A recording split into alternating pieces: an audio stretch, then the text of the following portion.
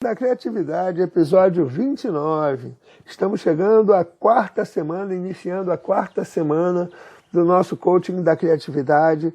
E conforme eu já tinha contado em alguns momentos, a partir de agora nós vamos começar a segunda fase da nossa trilogia, que é coaching da criatividade, mas criatividade e autoestima.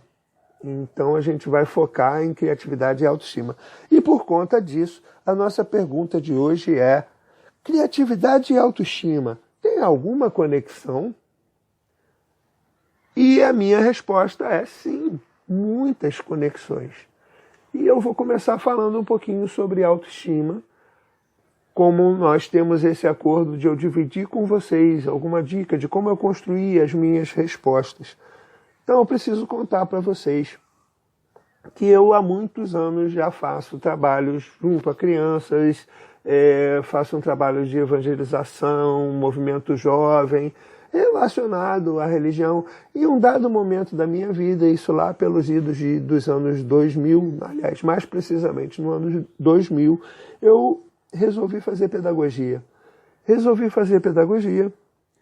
E a pedagogia me transformou. Mas o meu primeiro motivo de fazer pedagogia foi que eu queria ser melhor para aquele grupo de crianças lá que eu atuava, de jovens, e eu queria poder entregar mais para eles.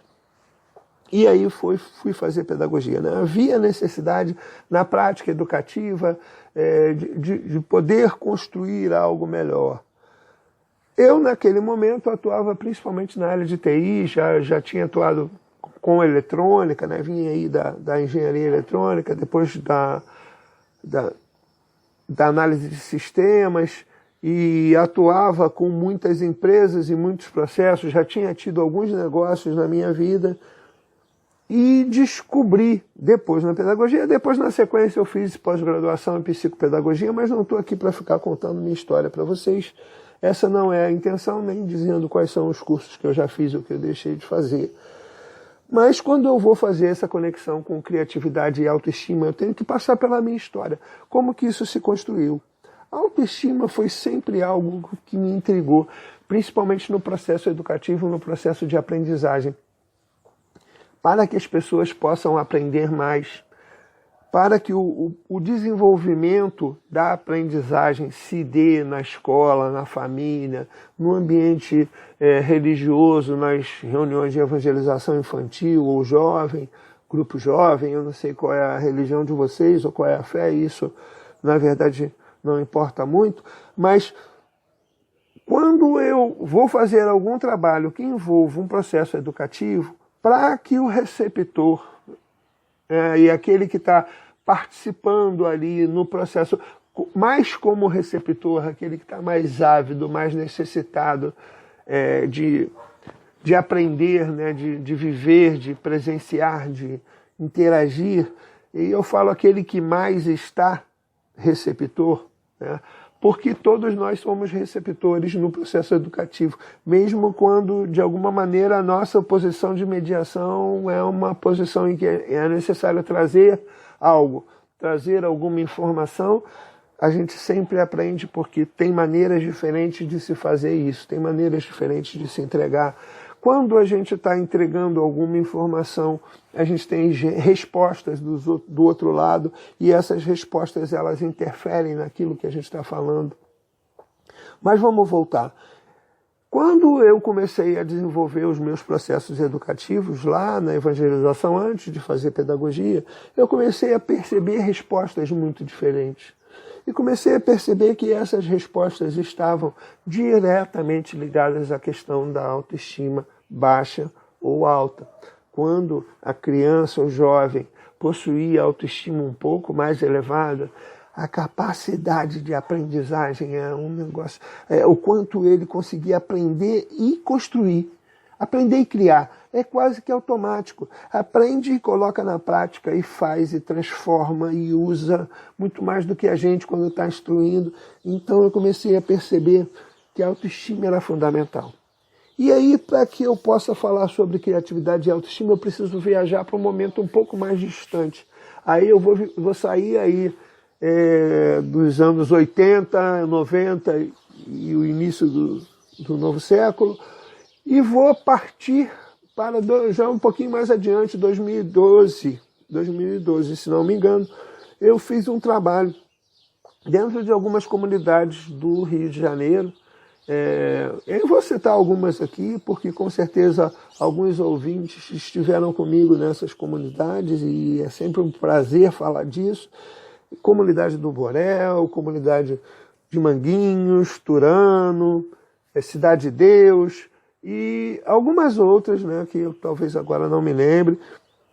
E dentro dessas comunidades eu pude perceber, a gente às vezes tem um certo, às vezes não, a maioria de nós tem preconceito. E a gente, por isso, talvez chame de comunidade, eles não gostam muito desse nome, tá? Eles preferem favela mesmo. As pessoas que estão lá, pelo menos acho que eu convivi, pode ser que hoje já tenha mudado alguma coisa. E as pessoas da favela, as pessoas da comunidade de alguma forma, eu tive a satisfação, a grata satisfação de conviver com pessoas extremamente criativas.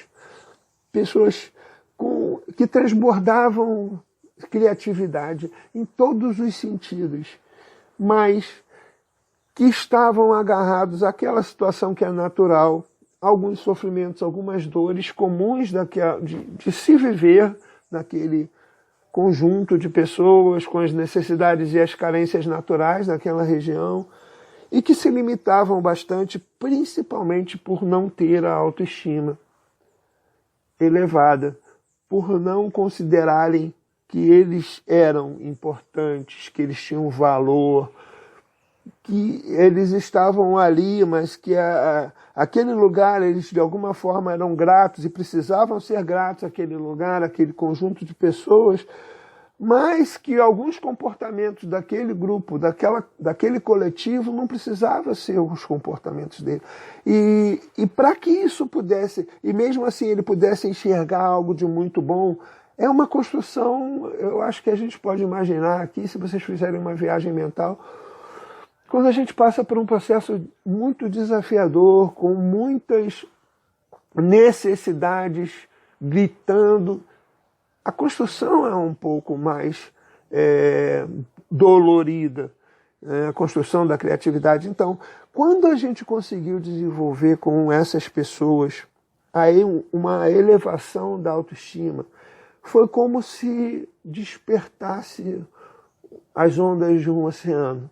E eles, né, criaram e desenvolveram o seu negócio. Alguns saíram, alguns retornaram para a comunidade depois, alguns melhoraram o seu negócio naquele momento, alguns participaram de processos e ganharam processos, concursos, né, de empreendedorismo. Foi uma coisa de louco, assim, e é muito bom contar um pouco sobre isso. Eu não vou citar nomes nem projetos aqui agora para não criar nenhum tipo de constrangimento, mas participar disso foi maravilhoso para mim e me deu esse insight, me fez perceber ainda mais aquilo que eu já tinha construído antes, que criatividade e autoestima têm toda a conexão. Porque quando a minha autoestima está elevada, o potencial criativo lembra? Confiança criativa, que eu falo sempre. A confiança criativa se constrói quase que automaticamente. Quando a minha autoestima está elevada, eu não me preocupo tanto com a opinião do outro.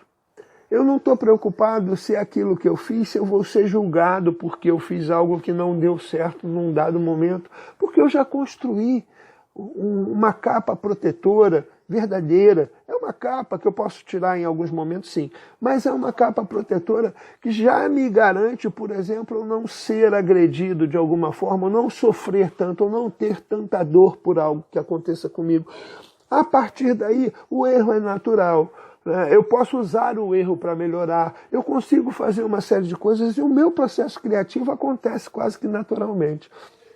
Então, a autoestima, e daqui para frente a gente vai falar mais algumas coisas de maneira um pouco mais específica sobre a questão da construção da autoestima e sobre a criatividade, ou fatores que agem em um e agem em outro. Então, assim, por isso, essa segunda fase da minha trilogia do coaching da criatividade, ela vai passar, sim, pela autoestima.